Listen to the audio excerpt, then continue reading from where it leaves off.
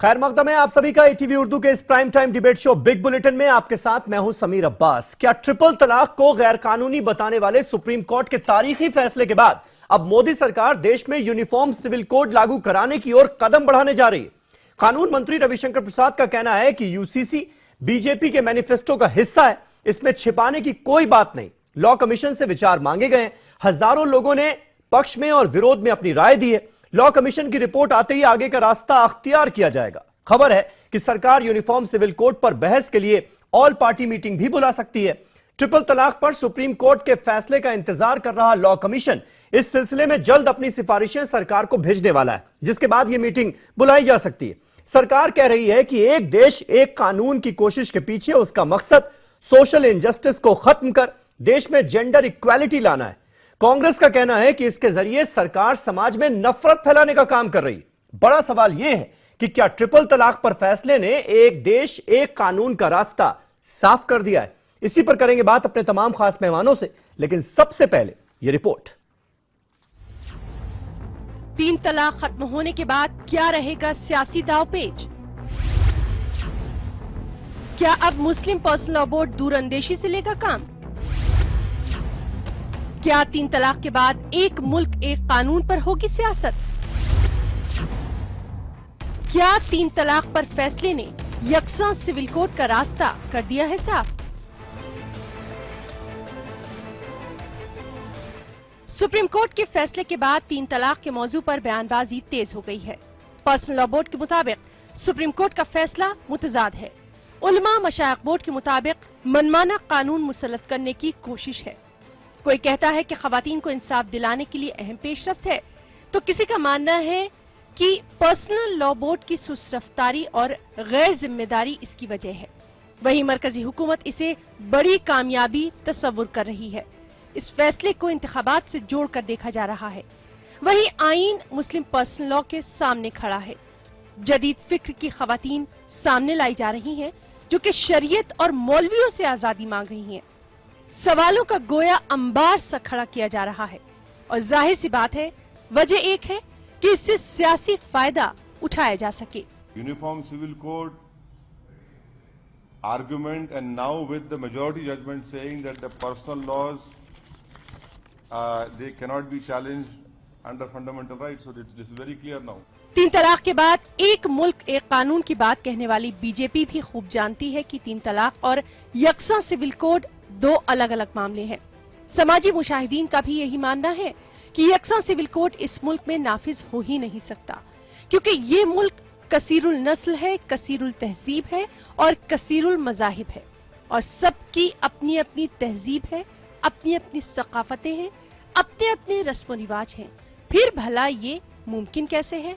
Supreme court में साथ में एक बहुत ही अहम बात ये भी कही है कि इस मसले पर सियासत किसी को नहीं करना चाहिए। तो मैं अब सिर्फ इतना ही कहूंगा कि फैसला आने के बाद जिस तरह मोदी जी को मुबारकबाद दी जा रही है, वो तरीका बिल्कुल गलत है। ये सुप्रीम कोर्ट का फैसला है और सुप्रीम कोर्ट को इसके लिए मुबारकबाद दी जानी चाहिए, मोदी जी को नहीं। ये पूरी तौर पर सियासत ज़्यादा किस्म के बयानात जो लोग दे रहे हैं, मैं समझता हूँ ये बिल्कुल गलत है। और जब हिंदू कोड बिल्स आए थे, उस वक्त यही बीजेपी उस वक्त जनसंघ की शक्ल में मौजूद थी, इसने जबरदस्त मुखालफत की थी। उधर मुस्लिम मुखालफिन की जानिब से ये दावा करके अवाम को गुमराह करने की कोशिश की जा रही है कि 3 तलाक पर फैसले के बाद यकसा सिविल कोड का रास्ता साफ हो गया है। महज छोड़ा गया शोशा ही है, यानी ये शोशा सिर्फ इस वजह से ताकि इस बुनियाद पर राय दहिंदगान को अलग अलग खेमों में बांट दिया जाए। मुसलमान यकसा सिविल कोड की मुखालफत इस वजह से कर रहे हैं कि वो इस मुल्क की सबसे बड़ी अक़लियत है और वही हमेशा निशाने पर भी होते हैं। वहीं दीगर अक़लियतें महज सिर्फ हिस्सा भर हैं।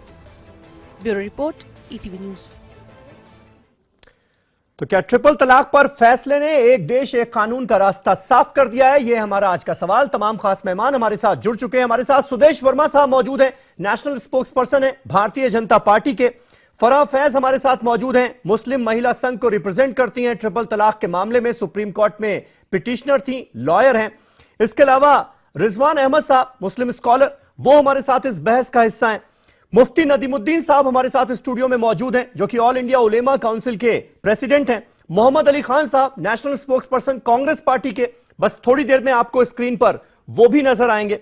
सुदेश जी, पहला सवाल आपसे, ये ट्रिपल तलाक पर जो फैसला आया उसके बाद कई मुफ्ती, उलेमा इस बात का डर जता रहे थे कि दरअसल दिखाने की कोशिश तो यह किया जा रहा है कि महिलाओं को उनका अधिकार दिलाने की कोशिश हो रही है, लेकिन इसके पीछे जो संघ का एजेंडा है, एक देश एक कानून का, यूनिफॉर्म सिविल कोड का, वो लागू करने की मंशा है सरकार की।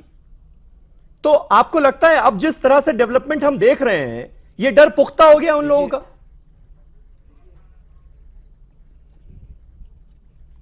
देखिए, डर की कोई बात नहीं है। हम सब भारतवासी हैं, सब इंडियंस हैं, और ये बहुत अच्छा होगा कि एक कानून हो, लेकिन इम्पोजिशन की बात नहीं। आपको पता है सुप्रीम कोर्ट ने भी ऑब्जर्वेशन दिया है यूनिफॉर्म सिविल कोड बनाने के लिए आप क्या कर रहे हैं। लॉ कमीशन इसको विचार कर रही है और हमारा पार्टी का एजेंडा है, हम मानते हैं, लेकिन इसके लिए कंसेंसस क्रिएट करने की आवश्यकता है। देखिए, यूनिफॉर्म सिविल कोड के बंधु क्या है, ट्रिपल तलाक दूसरा इशू है, ये तो महिलाओं के बराबरी की बात थी, इस पर सुप्रीम कोर्ट ने दिया, हम इसको वेलकम करते हैं। अभी मीम अफजल साहब को मैं सुन रहा था, ये बता रहे थे अरे भाई मोदी जी ने बोला, सबसे आगे आके बोला, हमारी पार्टी ने बोला, तो निश्चित ही हम कॉम्प्लीमेंट करेंगे, इसमें कौन सी बड़ी बात है। आप बताइए, आप तो सावानों का केस था, एक बूढ़ी महिला को मेंटेनेंस मिले, उस पर भी आपने कोर्ट पर कानून बना के कोर्ट के लॉ को ही आपने चेंज कर दिया और 20 साल पीछे ढकेल दिया, जो बहुत पहले हो जाना चाहिए था। तो आप तो सिर्फ एक फिरका परस्ती की राजनीति। कांग्रेस पार्टी के अभी तर्जुमान आए नहीं है, इसलिए मैं ऐड कर दूं, कांग्रेस पार्टी को यह ऐतराज है कि जब सुप्रीम कोर्ट ने सुओ मोटो कॉग्निजेंस लेकर इस मामले की सुनवाई की और फैसला दिया, तो मोदी सरकार क्यों क्रेडिट ले रही है, वो ये कह रहे हैं ना। हाँ, तो निश्चित ही मोदी जी ने बात की थी, मोदी जी की बात सही हुई, कोर्ट ने फैसला दिया, सबको क्रेडिट मिलना चाहिए, मोदी जी को भी मिलना चाहिए। कांग्रेस भी अगर ऐसा कुछ करती तो कांग्रेस को भी क्रेडिट देते, लेकिन ये तो डरे हुए थे। ये तो डरे हुए लोग तो कोई सोसाइटी के लिए प्रोग्रेसिव चीज सोच ही नहीं सकते। इसके लिए आपको डिसीजन लेना पड़ता है, स्टैंड लेना पड़ता है, और उसके लिए हिम्मत चाहिए आपको। अगर हम खड़ा हुए तो हम, हमारे अंदर एक ताकत थी जो हमने कहा कि महिला और पुरुष दोनों को बराबर होना चाहिए। इसके लिए हमने बोला, हमने हिंदू मुस्लिम की बात ही नहीं है। और बात जहां तक यूनिफॉर्म सिविल कोड की है, तो यूनिफॉर्म सिविल कोड होना चाहिए, हमारा मानना है, लेकिन इवॉल्व होना चाहिए, कंसेंसस इवॉल्व होना चाहिए। हम हिंदू कोड की बात नहीं कर रहे और नहीं हम मुस्लिम कोड की बात कर रहे हैं, हम यूनिफॉर्म सिविल कोड की बात कर रहे हैं। कम्युनिटीज आपस में बैठेंगे, जो सही लगेगा समाज के लिए होना चाहिए वो होगा, तो इसमें किसी को क्या प्रॉब्लम हो सकती है। ठीक है। फराह फैज हमारे साथ मौजूद हैं। फराह फैज, आपको यह क्यों लगता है कि ये जो ट्रिपल तलाक को लेकर सुप्रीम कोर्ट का तारीखी फैसला आया, इसके बाद एक देश एक कानून यानी common civil code, uniform civil code की राह आसान हो गई? एक्चुअली इसके आने से राह आसान नहीं हुई है, मुझे आज नहीं लगा है। यूनिफॉर्म सिविल कोड के लिए मैं शुरू से पक्ष धर रही हूँ। अच्छा। और मैंने जब रिस्पॉन्ड किया था उसमें भी मैंने यूनिफॉर्म सिविल कोड की बात की थी, लेकिन जब जस्टिस खेर आए as a chief justice of India, तो उन्होंने कह दिया कि वो इस हियरिंग में सिर्फ ट्रिपल तलाक के मैटर को सुनेंगे, पॉलीगेमी, निकाह हलाला, यूनिफॉर्म सिविल कोड जैसी कोई बात नहीं की जाएगी। तो तभी मैंने 27 मार्च को जो है सेपरेट पिटीशन फाइल कर दिया है यूनिफॉर्म सिविल कोड के लिए, क्योंकि मेरा मानना यह है कि जब तक इक्वल लॉ नहीं आएंगे सबके लिए, ये रोजाना की परेशानियां खड़ी होती रहेंगी। कभी कहा जाएगा कि हिंदू के लिए अच्छा कानून है, मुसलमान पिस रहे हैं, कभी कहा जाएगा कि मुसलमान के लिए ये नहीं हो रहा है, वो हो रहा है। तो इन सारी चीजों का एंड करने के लिए यूनिफॉर्म सिविल कोड का आना जरूरी है। दूसरी बात ये है कि जब हम एक मुल्क में रह रहे हैं जी, और ये मुल्क का कॉन्स्टिट्यूशन राइट टू इक्वेलिटी की बात करता है, आर्टिकल 14 में राइट टू इक्वेलिटी दिया है, आर्टिकल 15 में जो है वो जेंडर डिस्क्रिमिनेशन के अगेंस्ट बात करता है कि किसी के साथ में कोई जेंडर डिस्क्रिमिनेशन नहीं किया जाएगा on the ground of religion, sex, caste, creed. तो जब ये सारी चीजें कॉन्स्टिट्यूशन जो है प्रोहिबिटेड करता है, तो वो चीजें दिखनी भी तो चाहिए ना।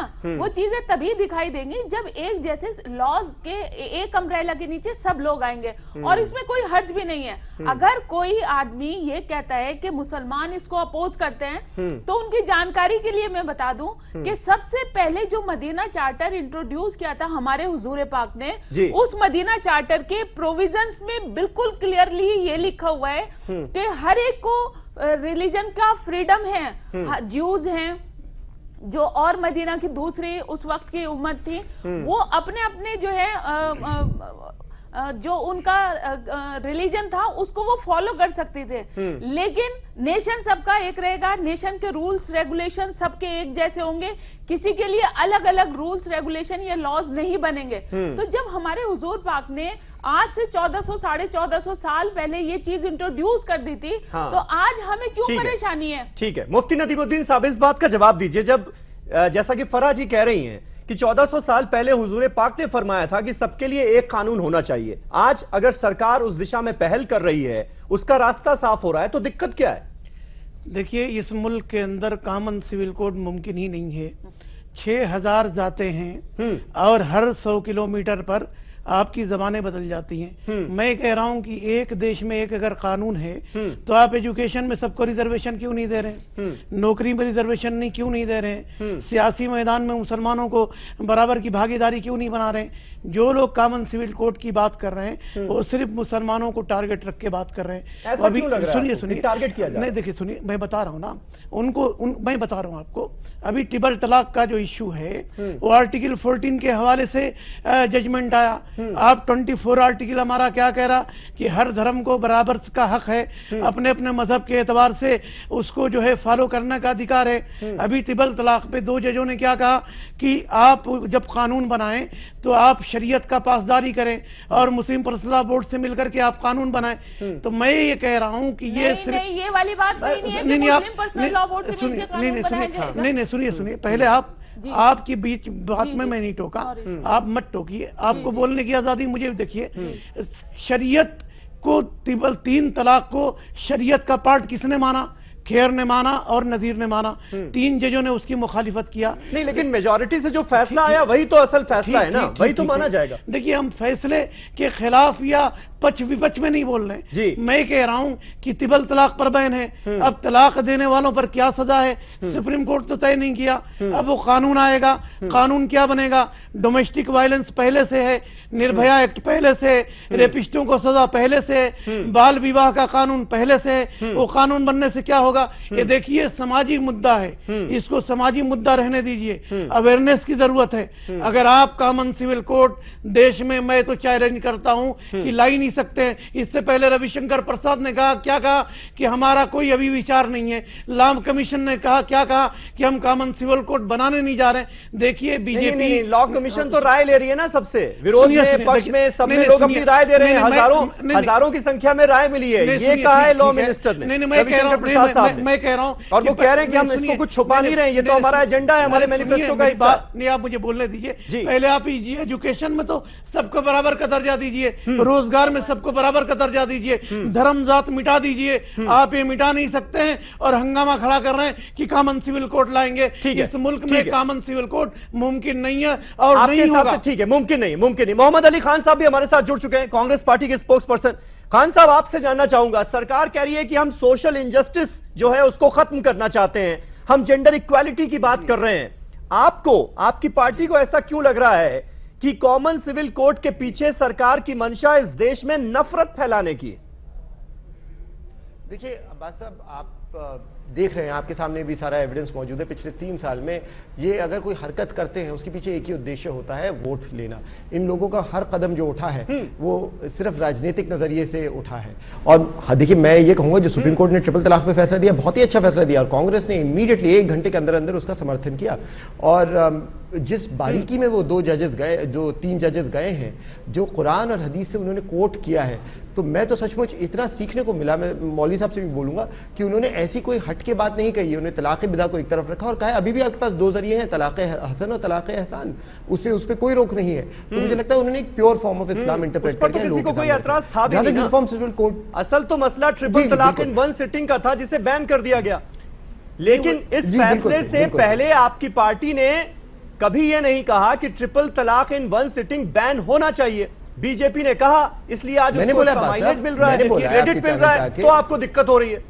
अब्बास साहब 2 साल से मैं आपके चैनल, मेरी खुशनसीबी, मैं 2 साल से आपके चैनल पे आ रहा हूं। मैं हर बार जब ये सवाल उठाया मैंने बिना किसी डाउट के आपके सामने हमेशा उसकी निंदा की है। मेरे जो फेलो स्पोक्स पर्सन है शमा मोहम्मद और सुलेमान मोहम्मद खान, उन्होंने भी इसी आवाज में बोला है कि कांग्रेस एक ऐसी पार्टी है जिसकी थिंकिंग इवॉल्व करती है ओवर टाइम। अब मैं आपसे एक बात बोलना चाहूंगा, यूनिफॉर्म सिविल कोड का जो सवाल है ये कई बार कई लोगों ने डिबेट किया है और इसमें प्रॉब्लम ये आती है कि आपको इसमें सबकी रजामंदी लेके चलनी है। बिकॉज देखिए सारे धर्मों की बातें, जैन सिख ईसाई हिंदू सबको साथ लेके चलना है। और जो यूनिफॉर्म सिविल कोड जिन सब्जेक्ट्स को कवर करेगा, जो उसके दायरे में आएंगे, वो है शादी, इनहेरिटेंस, सक्सेशन, डिवोर्स और सिर्फ जो मेरे हिंदू भाई बहन हैं उनके लिए हिंदू अनडिवाइडेड फैमिली, जो जिसका टैक्स पे बड़ा असर पड़ता है। उसके अलावा हर राज्य में अलग अलग इसमें संशोधन है, अमेंडमेंट्स हैं। यूपी में अलग तरीका है सक्सेशन का, महाराष्ट्र में माँ बाप के प्रॉपर्टी में डॉटर इन लॉ को भी हिस्सा मिलता है। तो अलग अलग राज्यों के अलग अलग वो हैं। अब ये सब चीजों के को समझने के लिए सरकार को सबसे मिलकर साथ बैठना पड़ेगा। मुझे लगता है सरकार भड़काएगी जरूर। मुझे लगता है देखिए सुदेश वर्मा जी यहाँ मौजूद हैं और इनकी सरकार ने यही किया है, वो इसे इस्तेमाल करने की कोशिश करी, क्योंकि सरकार का एक उद्देश्य है कि धर्म टेबल पे रखो। तो आपको ये नहीं लगता कि इसमें अच्छा होगा देश के लिए, जब तक धर्म पे बातें चलती रहेंगी, हिंदू मुस्लिम सिख ईसाई सबके राइट्स, कोई प्रशासन के ऊपर सवाल नहीं पूछेगा। जब तक हम लोगों को धार्मिक वजहों से लड़वाते रहेंगे तब तक हमसे कोई सवाल नहीं पूछेगा कि हम सरकार इतनी खराब क्यों चला रहे हैं। तो इसलिए मैं कह रहा हूँ इनकी नीयत में मुझे एक छोटा सा जवाब दे दीजिए मोहम्मद अली खान साहब जो कह रहे हैं, उसके बाद मुझे रिजवान अहमद साहब के पास जाना है। जी सुदेश जी जल्दी से। समीर अब्बास साहब, इतना बड़ा इन्होंने बात बोल दिया, मैं छोटा जवाब कैसे दूं बताइए।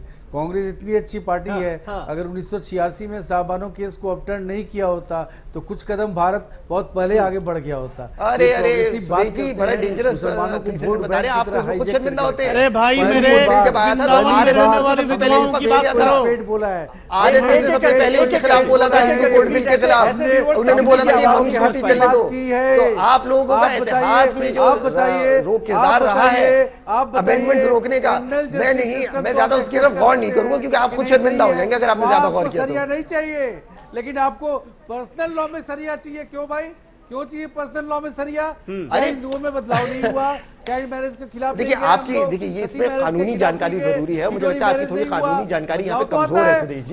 जब कॉन्स्टिट्यूशन आर्टिकल 25 में आपसे कहती है कि आप अपने जिस धर्म को प्रैक्टिस करना चाहते हैं आप करिए। प्रैक्टिस करने का हिस्सा होता है कि मैं अपने धर्म की रीति रिवाजों से शादी करूं, मैं अपने धर्म की रीति रिवाजों से अपनी प्रॉपर्टी पास करूं। तो आप कोई, मैं बहुत आजिजी और इनके के साथ कहना चाहता हूँ, ये सम्मान आपका नहीं है, ये अधिकार आपका नहीं है तय करने का, ये संविधान ने दिया है। और अगर आप यूनिफॉर्म सिविल कोड बनाइए अच्छी बात है, मगर सबको साथ लेके चलिए। संविधान सुप्रीम है, किसी भी पर्सनल लॉ को संविधान के सामने मोहम्मद अली खान साहब, लेकिन सरकार की तरफ से ये कहा जा रहा है कि किसी भी साथ लेकर किसी भी कम्युनिटी पर एक राय बनाई जाएगी। संविधान सुप्रीम है।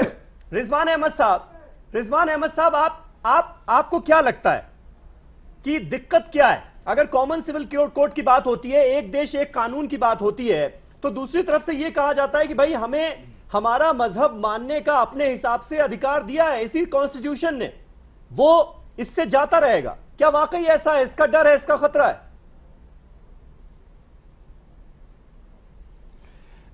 साहब मैंने सब्र रखा, थोड़े मेरे पैनलिस्ट भी सब्र रख लें। एक इंग्लिश की कहावत है, don't bite more than what you can chew, यानी इतना बड़ा निवाला ना लो जिसको तुम चबा ना पाओ अच्छी तरह। देखिए अभी कल ट्रिपल तलाक का मसले में एक ऑर्डर आया है। एक चीज को ऑनरेबल सुप्रीम कोर्ट ने असंवैधानिक बोला है।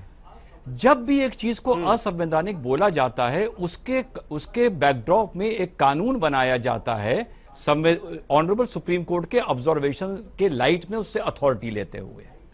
यहां मैं बात सिर्फ एक इंडियन मुस्लिम की तरह करूंगा। अभी ये फैसला जो कल आया है इसके लिए पहले एक कानून बने। अभी हमारे देश की जो मेजर माइनॉरिटी है, क्योंकि यूसीसी में सब माइनॉरिटीज का रोल होगा, जो आबादी 1 लाख की भी है किसी माइनॉरिटी की तो उसका भी रोल होगा, लेकिन मुस्लिम की एक मेजर माइनॉरिटी है तो मैं सिर्फ उसकी बात करूंगा। अब आज की तारीख में जो मुस्लिम्स हैं वो बीजेपी मोदी जी को लेके, गवर्नमेंट को लेके थोड़े एप्रीहेंसिव हैं और नियत पे बहुत आर्गुमेंट्स होते हैं। अगर मोदी जी आने वाले वक्त में एक अच्छा कानून दे देते हैं ट्रिपल तलाक को लेके और धरातल पर, जमीन पर, ग्राउंड रियलिटी पर एक आम मुस्लिम मेरी तरह या एक आम मुस्लिम ये देखता है कि मोदी जी की ट्रिपल तलाक की पहल से या कोशिश से या सपोर्ट से, फैसला तो सुप्रीम कोर्ट ने किया है लेकिन मोदी जी का रोल भी सलाम करने वाला है। अगर एक आम मुसलमान ये देखता है कि इससे एक जनरल मुस्लिम औरत को फायदा हुआ है आने वाले 1-1.5 साल में, तो हम लोगों का, मुस्लिम्स का, मोदी जी में एक कॉन्फिडेंस बिल्डिंग बड़ी अच्छी एक्सरसाइज हो जाएगी। उसके बाद अगर यूसीसी की बात होना शुरू होता है तो फिर जो मुस्लिम इंटेलिजेंसिया है या आम मुस्लिम है वो ज्यादा अच्छी तरह समीर भाई रेसिप्रोकेट करेगा और मोदी जी की जो नीयत है उस पे जो शक करने की जो लेवल है, अगर आज मान लीजिए वो मोदी जी पर 90% शक करता है, अगर 1 साल के अंदर ट्रिपल तलाक के नतीजे अच्छे सामने आ गए तो यही मुसलमान मोदी जी पर शक तो करेगा लेकिन 20-25% करेगा, रेसिप्रोकेटिव हो जाएगा। कोई भी काम समीर भाई आप ज्यादा जल्दी में अगर करते हैं तो लोग आपको शक की नजर से देखने लगते हैं, भले आपकी नीयत अच्छी हो। तो मैं बहुत छोटा आदमी हूं, मेरे भाजपा के मित्र यहां बैठे हैं, मैं उनसे सिर्फ ये रिक्वेस्ट करूंगा कि अभी कह रही है कि ऑलरेडी 70 साल से इंतजार कर रहे हैं हम, अभी भी जल्दी है फराज जी। लेकिन ये बताइए अब सरकार को क्या करना चाहिए? समीर भाई जहां 70, समीर भाई क्योंकि अगर समीर भाई जहां 70, समीर भाई का कमेंट ले लूं मैं, आपने जो कहा सरकार को कानून तो बनाना होगा ना, क्योंकि अभी ये क्लियर नहीं है कि अगर अभी कोई शख्स अपनी वाइफ को तलाक दे देता है, ट्रिपल तलाक इन 1 सिटिंग दे देता है, तो उसको सजा क्या होगी? कंटेम्प्ट ऑफ कोर्ट का केस चल सकता है या इसके अलावा भी उसके लिए कुछ सजा मुकर्रर होनी चाहिए? वो तो कानून जब बनेगा तब होगी। बिल्कुल यही हमारे कहना है कि ये जो जजमेंट आया है इससे हमारा पूरा मंशा हल नहीं हुआ है। ये हमारी आधी जीत है।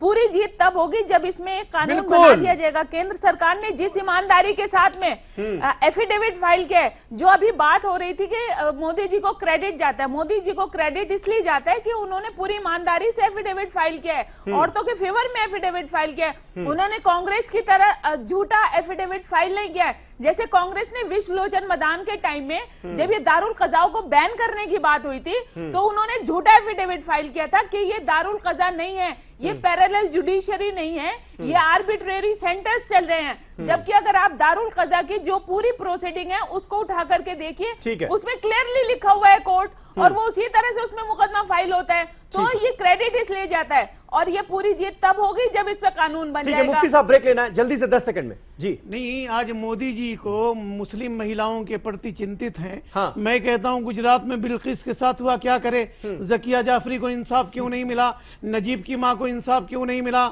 ऐसे सैकड़ों मुस्लिम महिलाएं हैं जिनसे इंसाफ नहीं मिला। मुस्लिम महिलाओं को फिक्र करने की भाजपा को कोई जरूरत नहीं है। फिक्र सुनिए, आप कौन करेगा फिक्र? भाजपा करेगी नहीं, मोदी करेगी नहीं, सरकार करेगी नहीं, कांग्रेस जब आएगी उनका शोषण करेगी। आप सुनिए, कौन करेगा फिक्र? आप मेरी बात सुनिए, कौन करेगा फिक्र?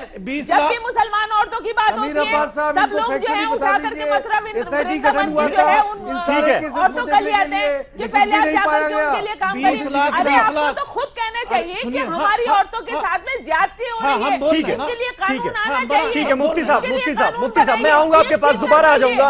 एक छोटा सा ब्रेक, एक छोटा सा ऐसा कानून बनाए, सुनिए ऐसा कानून बनाए कि कोई भी अगर ये बदतमीजी फैलाए उसको सरेआम कोड़े लगने चाहिए। जब हजरत उमर फारूक ने पनिशमेंट डिक्लेयर किया हुआ है, पनिशमेंट तो हो ना, पनिशमेंट तो हो। ऐसे में सरकार का एक मिनट सरकार का रुख क्या हो? अगर सरकार कानून नहीं बनाएगी तो जिस औरत को 3 तलाक मिलती है उसका ये फर्ज है कि वो उस आदमी को घसीट के चौराहे पे लाए और 30 कोड़े मारे उसको। लेकिन वो कानून अपने हाथ में लेना हो जाएगा ना, कानून अपने हाथ में लेना हो जाएगा, इसलिए कानून तो बनाना पड़ेगा।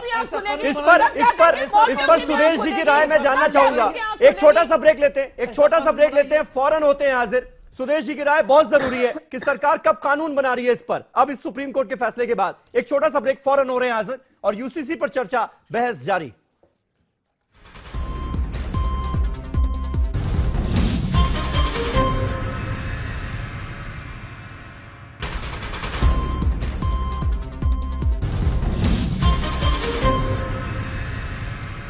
ट्रिपल तलाक पर फैसले ने क्या एक देश एक कानून का रास्ता साफ कर दिया है? हमारा आज का सवाल। तमाम खास मेहमान हमारे साथ बने हुए हैं। सुदेश वर्मा साहब भारतीय जनता पार्टी से हमारे साथ मौजूद हैं। सुदेश वर्मा साहब, ये 7 अक्टूबर 2016 को लॉ कमीशन का जो क्वेश्चनायर दिया गया, उसको लेकर 2 बातें कही जा रही हैं। इनमें 2 बातों का जिक्र है, मैं पढ़ देता हूं कि सभी मजहबों को इंटीग्रेट करके उसमें से जो निचोड़ निकलेगा उसे यूनिफॉर्म सिविल कोड के नाते पेश किया जाएगा। एक इस बात का जिक्र है। दूसरा कि अलग अलग कल्चरल प्रैक्टिसेस जो इस देश में हैं, इन सबको हार्मोनाइज करके एक प्लेटफॉर्म पर लाकर खड़े करने की जरूरत है, ताकि जो अच्छी प्रैक्टिसेस सभी धर्मों में हैं उसके जरिए देश को आगे बढ़ाया जा सके। इन 2 बातों के आधार पर और आपकी मंशा पर सवाल उठाते हुए यह क्वेश्चन दागा जा रहा है कि भाई आप अपनी जो सोच है वो इस देश में तमाम तबकों पर थोपने की कोशिश कर रहे हैं। संघ की जो आइडियोलॉजी है वो थोपने की कोशिश होगी यूनिफॉर्म सिविल कोड के जरिए।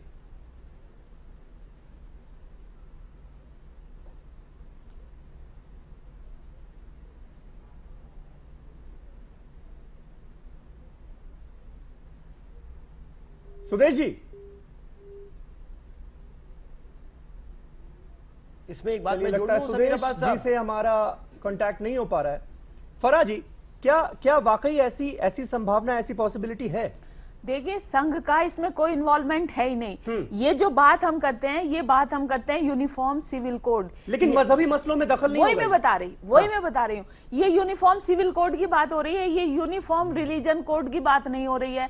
मजहब के साथ कोई छेड़छाड़ नहीं हो रही है। जो आर्टिकल 25 है वो हमारे मजहब के इंटीग्रल पार्ट को पहले ही से प्रोटेक्शन दिए हुए है, उसके साथ कोई छेड़छाड़ हो ही नहीं सकती। ये जो बात होती है ये सोशल इश्यूज के लिए होती है। ये marriage, divorce, inheritance, property rights, ये उसकी बात हो रही है। तो अगर वो एक जैसे हो जाएंगे तो कोई दिक्कत नहीं है। आज की डेट में जो हिंदू मैरिज एक्ट है वो 4 तबकों के लिए है। वो हिंदूज के लिए, जैन के लिए, सिख के लिए, बुद्धिस्ट के लिए। तो आज अगर एक सिख शादी करता है तो वो गुरुद्वारे में ही जाकर के करता है शादी, एक लॉ होने के बावजूद भी। वो जाकर के मंदिर में फेरे नहीं लेता, वो गुरुद्वारे में ही जाएगा, वो लवा फेरे ही लेगा, वो 4 ही फेरे लेगा। और एक हिंदू को अगर शादी करनी है तो वो अग्नि के चारों तरफ ही फेरे लेगा, वो 7 फेरे लेगा, वो सप्तपदी पूरी करेगा, तब जाकर के उसकी शादी पूरी होगी, कन्यादान होगा। वो सारे जो उसके रीति रिवाज हैं धर्म के अनुसार वो फॉलो करेगा, वो तब पूरी होगा। जो जैन है उनकी जैन के तरीके से शादी होगी, जो बुद्धिस्ट है उनकी बुद्धिस्ट के तरीके से। जबकि उन चारों के लिए एक ही हिंदू मैरिज एक्ट एक ही है, अलग अलग नहीं है। तो इसी तरह से जो मैरिज एक्ट बनेगा, जो कॉमन मैरिज एक्ट होगा, वो ये नहीं कहेगा कि मुसलमान जो है जाए और जाकर के फेरे ले तब उनकी शादी होगी। तो उसमें जो चीजें कॉमन हो सकती हैं वही होंगी। ये सिर्फ जो है एक शोर शराबा है, ये चीखा चिल्ली है, लोगों को बरगलाने की बात है। मोहम्मद अली खान साहब, बरगलाया क्यों जा रहा है फिर लोगों को इसके खिलाफ? नहीं, मैं क्योंकि यहाँ राइट्स की बात हो रही है, रिचुअल पर कोई फर्क नहीं पड़ेगा। फराह जी कह रही कानून सुनिए, हाँ वो सही कह रही हैं, क्योंकि जो भी यूनिफॉर्म सिविल कोड आएगा वो जिसे कहते हैं सेक्युलर अल्फाजों में लिखा जाएगा, और वो जो प्रैक्टिसेस होंगी बड़ी वो बेसिक होंगी। और आप वो बिल्कुल सही कह रही हैं कि आप पे कोई रोक झोंक नहीं होगी कि आप अपने जो जाती वो है रिचुअल्स और रस्म रिवाज वो नहीं प्रैक्टिस कर सकते। तो इस बात पे मेरा इनसे कोई फर्क नहीं है। मगर फराह जी, आप गौर कीजिए इनके नेता, इनकी नीयत और इनकी नीति पे। देखिए ये लोग क्या करते हैं, ये लोग धर्म को इस्तेमाल करते हैं लोगों को लड़वाने के लिए। ये लोग जो इस्तेमाल करते हैं राजनीतिक मकसद से। और मैं आपको मिसाल देता हूँ, इनका नेता देखिए, इनका नेता है, इनके नेता योगी आदित्यनाथ। उनकी नीति क्या थी? आते ही बोले एंटी रोमियो स्क्वाड शुरू करो, बोले स्लॉटर हाउसेस बंद करो, बोले कि मदरसों पे झंडे लगवाओ। अरे साहब, ये सब बातें जरूरी हैं, मगर इससे ज्यादा जरूरी है कि 20 बच्चे मर गए गोरखपुर में, उनके बारे में लग रहा है। आप लोग इनके नेता, इनकी नीयत तीनों में खोट है, तीनों में खोट है। नहीं, लेकिन सुदेश जी देखिए, उनकी इस बात में दम है कि नॉन इश्यूज को इश्यूज बना दिया जाता है इस चक्कर में, ताकि असली मुद्दों पर ध्यान ना जाए। और मैं आपको चुनौती देता हूं सुदेश जी, मैं आपको चुनौती देता हूं, आप लोग बनाएंगे नहीं यूनिफॉर्म सिविल कोड, आप स्टर करते रहेंगे, पॉट आप ये जिक्र करवाते रहेंगे, लोगों को आपस में लड़वाते रहेंगे कि लोगों का गौर इस बात पे ना बने कि आपसे सरकार नहीं चलती। आप सबसे नाकामयाब सरकार है इतिहास में। समीर अब्बास साहब, ठीक है, सुदेश जी जवाब दीजिए। और सुदेश जी सुनिए, मेरा सवाल आप नहीं सुन पाए थे। मैंने जिक्र किया था जो लॉ कमीशन का क्वेश्चनायर था, उसमें एक बात कही गई कि अलग अलग कल्चरल प्रैक्टिसेस जो इस देश में हैं, सबको हार्मोनाइज करके एक प्लेटफॉर्म पर लाकर खड़े करने की जरूरत है, ताकि जो अच्छी प्रैक्टिसेस सभी मजहबों में हैं उनको उनके जरिए देश को आगे बढ़ाया जा सके। इस बेसिस पर आपकी मंशा पर सवाल उठाए जा रहे हैं। कहा जा रहा है कि आप संघ की आइडियोलॉजी तमाम तबकों पर थोपने की कोशिश करेंगे यूनिफॉर्म सिविल कोड के जरिए। समीर अब्बास साहब, पहले तो संघ की आइडियोलॉजी में कोई खोट नहीं है, आप मान के चलिए। बहुत बदनाम कर लिए। आप बताइए संघ की आइडियोलॉजी में कहाँ खोट है? अरे हम लोग की बात करता है और बनाना चाहते हैं। आप बताइए, बहन जी ने कितनी अच्छी बात बताई। देखिए, इसलिए आप झंडा चलाते हैं, आरएसएस का झंडा हिंदुस्तान के झंडे के ऊपर आप लहराते हैं। शादी करिए ना आप। अरे सुन तो लीजिए खान साहब, मैंने आपको डिस्टर्ब नहीं किया। अरे खान साहब सुन लीजिए ना, मैंने आपको डिस्टर्ब नहीं किया, काइंडली सुन लीजिए। अरे काइंडली सुन लीजिए भाई साहब, मैंने आपको डिस्टर्ब नहीं किया, सुन लीजिए, मुझे बोलने दीजिए, मुझे अपना पक्ष रखने दीजिए। देखिए, आप एक बात बताइए कि क्या ये सही नहीं है कि इंडियन डिवोर्स एक्ट जो है, जैसे मान लीजिए कोई भी शादी किसी भी तरह से करे, हिंदू डिवोर्स टाइप का कुछ नहीं है। डिवोर्स तो सेकुलर लॉ से ही होता है। अगर आप चाहें भी तो ऐसा नहीं है कि आपस में कुछ कर ले, कोर्ट के थ्रू ही डिवोर्स होना है। क्यों कोर्ट के थ्रू डिवोर्स होना है? क्योंकि महिलाओं को उनका हक मिले, उनका अधिकार मिले। आप बेवकूफ मत बना दीजिए, क्योंकि महिलाओं को कमजोर माना जाता है। पुरुष जो है कुछ भी कर सकता है, डरा सकता है, धमका सकता है, मार सकता है, तो कोर्ट के थ्रू डिवोर्स होता है। नहीं, लेकिन तो सुरेश जी, मुसलमानों में क्यों नहीं हो सकता भाई? आप शादी निकाह से करिए, जैसे करिए, लेकिन जब डिवोर्स की बात आएगी तो आप कोर्ट के थ्रू ही जाएंगे। क्या दिक्कत है? सिविल कोड लाएंगे तब तो उनका ये राइट चला जाएगा। अरे भाई साहब, अगर 4 शादी, सुनिए ना, अरे समीर अब्बास साहब सुनिए तो सही, अगर 4 शादी करने का परमिशन है और अच्छा व्यवस्था है, अरे सुनिए ना, अच्छा व्यवस्था, मान लीजिए ये अच्छा व्यवस्था है समीर अब्बास साहब, अगर ये अच्छा व्यवस्था है तो वो व्यवस्था सबको मिलना चाहिए ना। अगर ये अच्छा है तो, और खराब है तो किसी को नहीं करना चाहिए। यही तो होना चाहिए ना। कोई आदमी अच्छा करे, कोई आदमी खराब करे, तो देश कैसे चलेगा? तो आप सबको बराबर का अधिकार होना चाहिए ना। बताइए 4 शादियों का क्या? तो सोच के हुआ होगा। अरे सर, या तो मोनोगैमी एक्सेप्ट कर लीजिए या पॉलीगैमी अलाउ कर दीजिए, यही हो सकता है ना। यूनिफॉर्म सिविल कोड का मतलब यही होगा ना। आप बोल रहे हैं कि जो मुस्लिम मेल है उनको अलाउड हो। बच्चे मर गए, उसमें तो आपने इतने कोई ऐलान नहीं किए, आपने कोई पॉलिसी का नहीं सोचा, एक मंत्री तक आपने इस्तीफा नहीं दिया। मगर ये इतना आपके दिल के करीब मुद्दा है कि आप इसके बारे में आज हर कानून जो है क्या देश के लिए अच्छा है, क्या इंडिविजुअल के लिए अच्छा है, इस पर जज किया जाएगा। नहीं, यही तो नहीं है आपकी नियत, यही तो नहीं है आपकी नियत। आपकी नियत है कि हिंदू को मुसलमान से लड़वाओ, आपकी नियत है आरएसएस की नियत छोड़िए सर, छोड़िए सर, आपकी हरकतें छोड़िए, आप सरकारी इलाका में देख के परेशान का हुआ करके मुसलमानों को कब तक डराओगे? मुसलमान डरने वाला नहीं है आपसे, हवा खड़ा करके डरा रहे हो। मुसलमान आपसे नहीं डरता। अच्छा, आप कुछ भी कोशिश कर ले, चाहे मुसलमानों की, मुसलमान पहले नागरिक है, संविधान पे भरोसा है, आप हिंदू मुसलमान करते रहिए, मगर मुसलमान इस देश का नागरिक है और अपने अधिकार मांगेगा, चाहे आप लोग कुछ नहीं करने की कोशिश कर लें। अरे आप करते सियासी लोग ही बोलेंगे क्या? अरे सुदेश जी प्लीज। देखिए, इस देश में कॉमन सिविल कोड मुमकिन नहीं। शादी पे कानून कैसे लाएंगे? अभी हमारी मोहतरमा बोल रही थी, मैं ये कह रहा हूं कि साउथ के अंदर हमारे तेलंगाना स्टेट में मामू और भांजी में शादी होती है हिंदुओं के अंदर, क्या वो लागू करेंगे आप? मामू भांजी की शादी आप आसाम में चले जाइए अलग होता, आप राजस्थान में चले जाइए अलग होता। देखिए, अनेकता में एकता हमारी भारत की पहचान है। अब रहा सवाल मुसलमानों महिलाओं के बारे में फिक्रमंद रहने वाले, आप क्यों प्रोटेक्ट कर रहे हैं मामू भांजी को? हिंदूज को क्यों प्रोटेक्ट कर रहे हैं? अरे सुनिए, तो वो हिंदूज पर भी तो असर पड़ेगा ना, ऐसा थोड़ी कि सिर्फ मुस्लिम कम्युनिटी पर असर पड़ रहा है। करें ना, सुनिए, आपके बीच में मैं नहीं बोला, आप बोलाना अपोज मत करें, वो लोग अपोज करें ना, ठीक है ना। क्यों ट्रिपल तलाक पर उनको बोलने का अधिकार है? आप बेकार बात करें। ट्रिपल तलाक पर उनको बोलने का अधिकार है, हमको बोलने का अधिकार नहीं है। अरे आप सुनिए, आप खामोश बैठिए। 20 लाख हिंदू महिलाएं हैं जो जनमत सर्वेक्षण के हिसाब से 20 लाख हिंदू महिलाएं हैं, उनको डिवोर्स आज तक नहीं मिला। सरकार क्या कानून बना रही, वृंदावन के बेवाओं के लिए आप क्या कानून बना रहे हैं। मेरा ये कहना है कि आप मुस्लिम महिलाओं बहुत अच्छी बात आप बोल रहे हैं, सब पर होना चाहिए। आप बोलिए, दूसरी मुस्लिम महिलाओं आपको आजादी है, अगर कुछ खराबी है तो उस पर बोलिए, लेकिन अपने अंदर जो खराबी है उसको देखिए। क्यों नहीं बढ़ा रहे मुसलमानों के चादर पर जो दाग लगा हुआ है पहले उसको धोइए, फिर आके हमारे चादर को भी धोइए। आप एक कानून लाइए, कानून ला टारगेट नहीं कर रहे भाई साहब। आप कानून लाने वाले नहीं हैं। सच है, जो सही है वही होगा, जो कानून टारगेट है वही होगा, न हिंदू न मुसलमान। देश के संविधान में देश का एक कानून है, कॉन्स्टिट्यूशन से चलता है, सरिया से नहीं चलता ये सरकार। सरिया से चलने वाला देश नहीं है यह पाकिस्तान। रिजवान अहमद साहब, मुझे ये बताइए कि अमेरिका हो, फ्रांस हो, इंग्लैंड हो, इन देशों में भी तो, इन कंट्रीज में भी तो यूनिफॉर्म लॉ है, तो क्या वहां रहने वाले मुसलमान इस्लाम को ठीक तरीके से नहीं मान पा रहे? नहीं नहीं, बिल्कुल नहीं। देखिए यहां दो मसले हैं।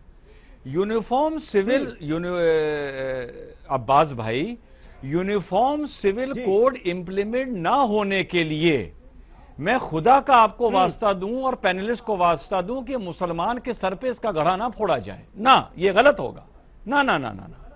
हाँ, अगर मैं सीधी बात बोलता हूं साहब, पहली चीज अभी हमारे देश में अब्बास भाई गौ हत्या को लेके, गौ हत्या जो सबके दिल से जुड़ा है, मेरे दिल से भी जुड़ा है, मैं कुरान पे हाथ रख के कसम खा सकता हूं कि गौ मांस ना कभी खाया है ना कभी खाऊंगा। अभी गौ मांस को लेके तो इस देश में कानून आ नहीं पा रहा, एक भाषा इस देश में आ नहीं पा रही। आप कह रहे हैं कि सारे मजहबों को इंटीग्रेट कर दिया जाए और उसका निचोड़ निकाल लिया जाए। अरे साहब, एक देश एक भाषा ले आइए, गौ हत्या पर एक कानून ले आइए, उसके बाद इस पर भी चर्चा कर लेंगे। पहले ट्रिपल तलाक को इम्प्लीमेंट करवा दीजिए। हमारी बहनें ट्रिपल तलाक की लड़ाई पहले लड़ ले, उसके बाद ये सब करें। अरे किसने कहा कि मुस्लिम महिलाओं को बराबरी का दर्जा नहीं? हमने जमीन में, जायदाद में उनको हिस्सा दिया है। यूनिफॉर्म सिविल कोड की तो वही तो वो कह रहे हैं कि जो अच्छी बातें हैं, दूसरे मजहबों की जो अच्छी बातें हैं वो लागू कर दी जाएंगी। तमाम मजहबों की जो अच्छी बातें हैं, राइट्स का जहां तक सवाल है तो उन्हें लागू किया जाएगा। महिलाओं का इक्वलिटी नहीं है आपके यहाँ।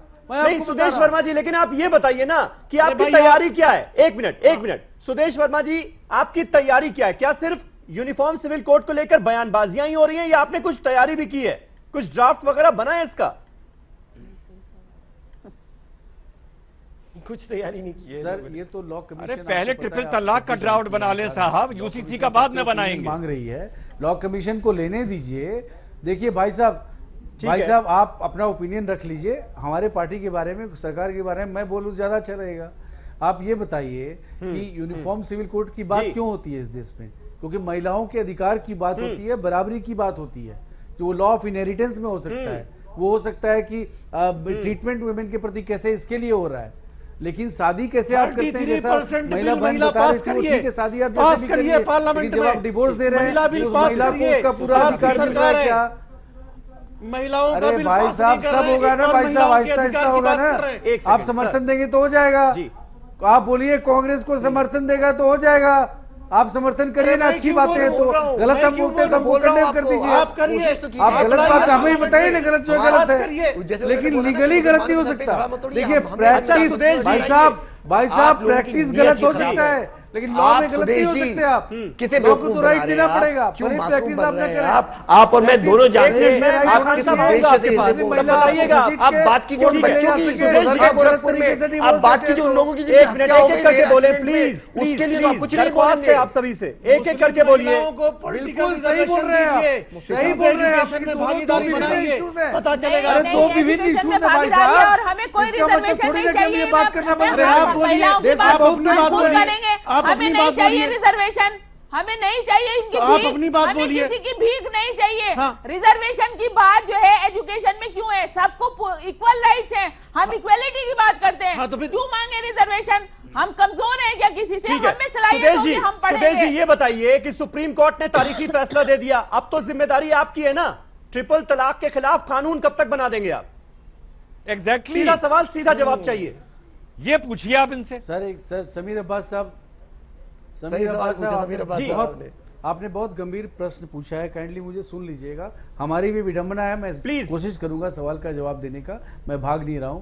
देखिए, सुप्रीम कोर्ट ने एक बहुत विडंबना खड़ी कर दी है सरकार के पास कि क्या कोई सरकार कोई ऐसा लॉ बनाए जो धर्म संगत हो या कॉन्स्टिट्यूशन संगत हो। कॉन्स्टिट्यूशन संगत तो लॉ ऑलरेडी है, कॉन्स्टिट्यूशन संगत लॉ ऑलरेडी है। ट्रिपल तलाक तो इनवैलिड हो चुका है, तो ट्रिपल तलाक से कोई तलाक होता है, कोई लॉ नहीं बनाने जा रहे, उसको जाना चाहिए। जो आपने कोई लॉ नहीं बनाने जा रहे ट्रिपल तलाक के खिलाफ। मैं अड़ूंगी आपके साथ में। एक मिनट, उनकी बात पूरी सुन ले, हम पूरी सुन ले, रह जाएगी बीच में। जी सुदेश जी, क्लियर कीजिए। सरकार जो है, सुप्रीम कोर्ट ने जो बोला है उसको पूरा स्टडी करेगी। सुप्रीम कोर्ट ने बोला, लेकिन सुप्रीम कोर्ट ने ट्रिपल तलाक को एन्यूल कर दिया है। ये एक हकीकत है। ट्रिपल तलाक के थ्रू तलाक नहीं हो सकता। तलाक करने के लिए अभी जो डिवोर्स एक्ट है उसके थ्रू करना पड़ेगा, कोर्ट के थ्रू जी बता रही है कि लोग अभी भी दे रहे हैं ट्रिपल तलाक, ऑलरेडी है ना सजा, बता रही है। अब ऐसे लोगों को सजा कैसे मिलेगी? सर ऑलरेडी सजा है, ऑलरेडी सजा है। करके देखिए, जो अपने साथ बच्चों को लेकर के सड़क पे क्या सजा है? क्या सजा है? करके देखिए, क्या सजा है? जो उत्तर प्रदेश में बूचड़ खाने बंद किए गए, वो सरकार ने कोई कानून नहीं बनाया, बल्कि एनजीटी का जजमेंट था। एनजीटी के जजमेंट को इम्प्लीमेंट किया गया। आज भी बीफ का सबसे बड़ा एक्सपोर्टर भाजपा की सरकार में। सर मुद्दे पर है, मुद्दे पर है। तो जब एक दिन में बूचड़ खाने बंद हो सकते हैं, तो 6 महीने में तलाक पर कानून क्यों नहीं बन सकता? कोई धर्म संकट नहीं है। सुदेश जी ये बताइए कि अगर कोई ट्रिपल तलाक दे देता है आज की तारीख में, तो उसको सजा क्या होगी? आप एक बात बताइए, कोई भी व्यक्ति आज के दिन बताइए, अगर तलाक देना चाहे, डिवोर्स देना चाहे, तलाक डिवोर्स देना चाहे, तो डिवोर्स वो कैसे देता है? कोर्ट के थ्रू देता है, नोटिस होती है, उसके बाद महिला भी जाती है, अपनी बात रखती है, कारण सही होते हैं। लोग एसएमएस पर तलाक कहते हैं ना, कंपनसेशन की बात होती है, महिला का पेपर पर लिख कर तलाक की बात होती है, आप तो आइडियल कंडीशन बता रहे हैं की बात होती है, यहाँ तो मुद्दा वो था ना, तलाक होता है। अगर आज की तारीख में कोई ऐसा हो रहा है हमारे देश देता है इन वन सिटिंग, हमारे देश में यही हो रहा है, जबकि अनकॉन्स्टिट्यूशनल कह दिया है सुप्रीम कोर्ट ने, तो नहीं दे सकता। तो फिर सर आपको कानून बनाना पड़ेगा ना संसद के गलत है। तलाक अभी देने तो के अब इसी तरीके हैं, जो हमारे लिए वही सबके लिए। अरे समीर अब्बास साहब, जब तक कानून नहीं बनते हैं तब तक तलाक उसी तरह से एक मुसलमान दे सकता है जिस तरह से सुदेश वर्मा दे सकता है। वही लॉ है उसके लिए। नहीं गलत सुदेश जिस तरह से मैं कुछ और है, आप समझ क्या बात कर रहे हैं? अरे वर्मा जी जरा पढ़िए, मालूम नहीं है वर्मा जी जरा ऑर्डर पढ़िए, आप क्या बोल रहे हैं? चलिए ठीक है, मोहम्मद अली खान रिएक्ट करना चाह रहे हैं इस पर। ठीक है, मैं खुद वकील हूँ भाई साहब, ठीक है, बहुत से डिवोर्स होते हैं और डिवोर्स का एक ही तरीका है। छोड़िए सर, अरे क्यों वकीलों की नाक कटवा रहे हैं? क्यों वकीलों की नाक कटवा रहे हैं? कोर्ट के थ्रू यानी सरकार कानून नहीं बनाने जा रही, के थ्रू ही डिवोर्स हो सकता है। मेरी बात सुनिए, और कोई नया कानून भी नहीं बना, अभी तो जो पहले कानून था वही अभी है। इनको जरा एजुकेट करिए, एक्शन देगी सरकार। सुदेश जी मैं आपको हाँ बताता हूं करिए क्या ना हुआ है। प्लीज, देखिए करिए थोड़ा एजुकेट मुझे। इनको एजुकेट करिए समीर भाई, एजुकेट हिम। नहीं आई एम ट्राइंग टू। तो देखिए मैं कह रहा हूं, अरे आप कर दीजिए ना, आप ज्यादा नॉलेज रखते हैं तो कैसे डिवोर्स देंगे? नहीं मैं बता रहा हूं ना, ट्रिपल तलाक रहा नहीं, आप डिवोर्स देंगे कैसे? बताइए ना। नहीं वक्त बहुत कम बचा है, मेरी बात बहुत कम बचा है सर, प्लीज। अरे मोहम्मद अली खान, अरे सुनिए मौलवी साहब मेरी बात सुनिए। देखिए सुदेश जी को मैं जाती तौर पे भी जानता हूँ, he is a genuinely very good lawyer, मगर इस जजमेंट ने थोड़ा ये कंफ्यूजन क्रिएट कर दिया। मैं आपको एक बात बताऊं, देखिए इसमें देखिए तलाक बिदा जो था किसी कानून के जरिए नहीं था, वो एक प्रैक्टिस थी। जो हमारे दो कानून थे 1937 और 1939 को, उसमें ग्राउंड दिए थे किन वजहों से आप तलाक दे सकते, मगर कभी जरिया नहीं दिया हुआ था। कोर्ट ने कहा है अब आप ये इंस्टेंट तलाक नहीं दे सकते। जेंट्स के लिए कोई ग्राउंड नहीं है, यही तो डिमांड कर रहे हैं। हाँ वो 37 में ग्राउंड है। हाँ पर देखिए लाई मत, मेरी बात सुनिए। किन ग्राउंड्स पे एक जेंट्स तलाक देगा? नारेबाजी इसी बात पे होता है। और तलाक देगा, तो अभी उन्होंने बोला है कि तलाक असर, तलाक एहसान की अभी भी इजाजत है। दूसरी बात अभी आपने सवाल पूछा क्या होगा अगर वायलेट कर दिया, तो मैं आपको एक बात बता दूं, ये होगा कंटेम्प्ट ऑफ कोर्ट लगेगा जिसमें 6 महीने तक की सजा है। जब तक समीर अब्बास साहब ने देखा कानून नहीं बन जाता, पीनल सैंक्शन नहीं आ जाते, तब तक यही सजा लगेगी कंटेम्प्ट ऑफ कोर्ट की। बिल्कुल डिसोबीडियंस ऑफ लॉ कर रहे हैं, करने का एक जरिया मिल गया है। खान साहब आप खुद भी एक लॉयर हैं, इसलिए आपसे सवाल, कोई भी मुस्लिम महिला ट्रिपल तलाक देने वाले शख्स को आज की डेट में सजा क्या मिलेगी और कैसे मिलेगी?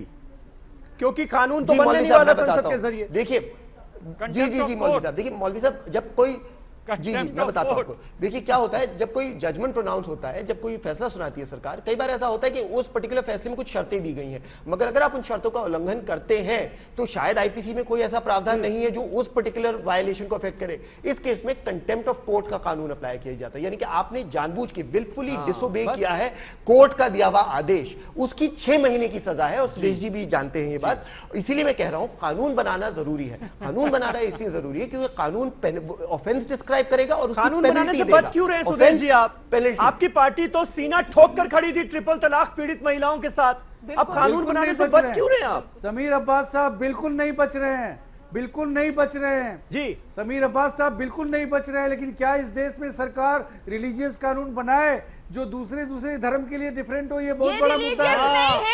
बनाना तो बहुत आसान है, फिर वहीं पर आ गए आप, फिर वहीं पर आ गए, आप कांग्रेस की लाइन बोलने लगे, फिर आपने कांग्रेस पार्टी की लाइन पकड़ ली। पूरा स्टडी करना पड़ेगा। रिलीजियस इशू है ये, रिलीजियस इशू नहीं है, सोशल इशू आप है। तो मुस्लिम महिलाओं के राइट की बात करने वाली पार्टी है। इशू है, धर्म का मामला नहीं है, बिल्कुल नहीं है, धर्म का नहीं है, सोशल इशू है, सोशल इशू है, सोशल इशू है।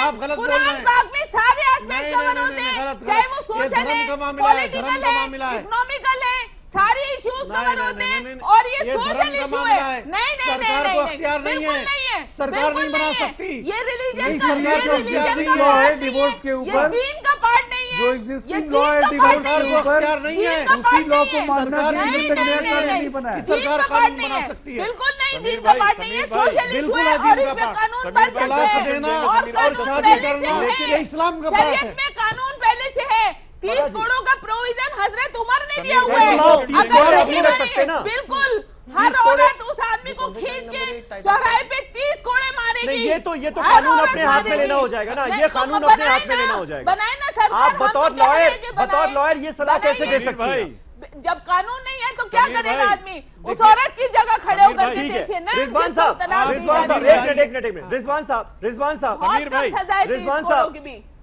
साहब फराजी एक बहुत सीनियर लॉयर है, इस मामले में पिटिशनर है, और वो कह रही है फिर तो यही रास्ता बचता है कि पीड़ित महिलाएं घसीट कर लाएं और सड़क पर कोड़े मारे। समीर भाई रास्ता बचा है। समीर भाई, मेरी आखिरी 10 सेकंड की बाइट है, आखिरी 10 सेकंड की बाइट है कि कल हमारे देश ने मिठाई कुछ जल्दी खा ली, आने वाला वक्त बताएगा कि मैं सही हूं या ये सही थे। ठीक है, एक लास्ट कमेंट्स मेरा जी। देखिए ये मसला समाजी बहुत मसला जल्दी है, मिठाई खा ली, अवेयरनेस का मसला है, एजुकेट का मसला है। जो तिबल तलाक 1 सिटिंग है वो दे करके घर से बाहर निकालते हैं, उनको सख्त सजा मिले और सजा मिलनी चाहिए। मगर धर्म के अंदर मुदाखलत, मजहब के अंदर मुदाखलत, दीन में कोई मुदाखलत बर्दाश्त नहीं कोई मुदाखलत नहीं है दीन में, हम नहीं बर्दाश्त करेंगे। दीन में कोई चेंज नहीं हो रहे हैं। अगर आपके नमाज, रोजा, हज, ज़कात इन चीजों में छेड़छाड़ की जाती है, वो पार्ट है जिसमें कोई मुदाखलत बर्दाश्त नहीं की जाएगी। ये सोशल इशू है, ये आदमी की जिंदगी खराब कर रहे हैं, बच्चों को सड़क पे ला रहे हैं, औरतों को पेशे बना रहे हैं, बच्चों को भिखारी बना रहे हैं। आप कहते हैं ये रिलीजन का पार्ट है, कौन सा रिलीजन इसकी इजाजत देता है? कोई रिलीजन इसकी इजाजत नहीं देता। वही कानून क्यों देते? क्यों किसी भी मौलाना ने सुदेश वर्मा जी आखिरी टुकड़े टुकड़े क्यों नहीं किए? सुदेश 3 तलाक देते हैं, क्यों नहीं किए? सुदेश वर्मा जी, बाइकाट का मतलब क्या होता है? क्या मतलब होता है बाइकाट का? सुदेश वर्मा जी आखिरी 10 सेकंड आपके लिए, वक्त खत्म हो चुका है, फिर भी कानून बनाएगी सरकार या नहीं? देखिए समीर अब्बास साहब, वेरी गुड, समीर अब्बास साहब, हमें गलत मत समझिए, हम इसको स्टडी करेंगे। लेकिन आज का जो दिन है एक बात बताइए, जो डिवोर्स एक्ट है आज जो सबके लिए एप्लीकेबल है, हिंदू के लिए अलग डिवोर्स नहीं है, क्रिश्चियन के लिए अलग डिवोर्स नहीं है, तो कॉमन लॉ है। तो जब तक नया लॉ नहीं बनता है कोई ऐसा नहीं हुआ ना। सही है,